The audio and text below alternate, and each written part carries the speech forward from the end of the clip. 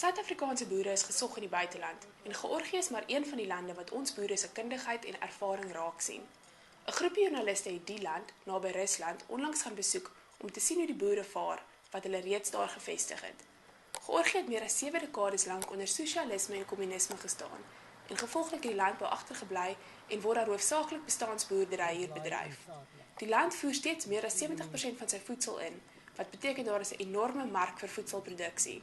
Nou, ons primêre doel met hierdie hele poging is definitief nie om boere uit te voer nie, maar om wel vir boere te sê, as jy kundigheid het 'n bepaalde kapasiteit ekstra nadat jy jou eie boerdery in stand gehou het en die nodige investering in jou eie boerdery gedoen het, dat jy heel moontlik ook in hierdie land boerderyaktiwiteit aan die gang kan kry, saam met Georgiese vennote of saam met Suid-Afrikaanse vennote. 2 Suid-Afrikaanse boere het hulle reeds permanent in Georgië gevestig en 'n paar ander is tans besig met onderhandelinge om ook daar te gaan boer.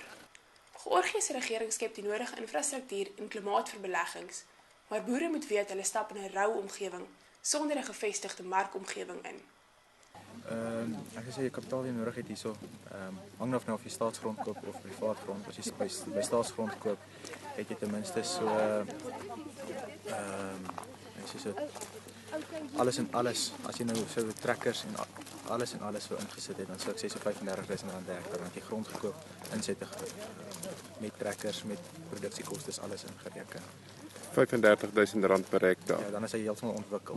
As jy net wil grond koop en net 'n pivot opsit met jou produksiekostes, gaan jy nog steeds by die R25.000 kos.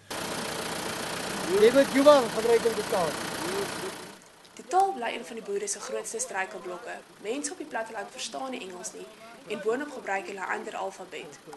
Nog 'n probleem is die gebrek aan landboumaatskappye en koöperasies.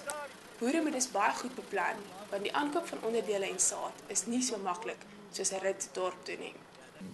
Ons is besig om meeste van ons toerusting in te voer van Suid-Afrika is redelik goedkoper as in Georgië en moet nie maklik bekombaar. Jy kry nie altyd alles hierso nie, mens is redelik gewaardeerd oor spaarparte, sou mens hierso wel onderdele koop. Piet Kemp boer saam met 2 vennote op 750 hektaar grond en is besig om nog grond by te koop. Hulle plant mielies en koring en sal binnekort ook sojabone byvoeg.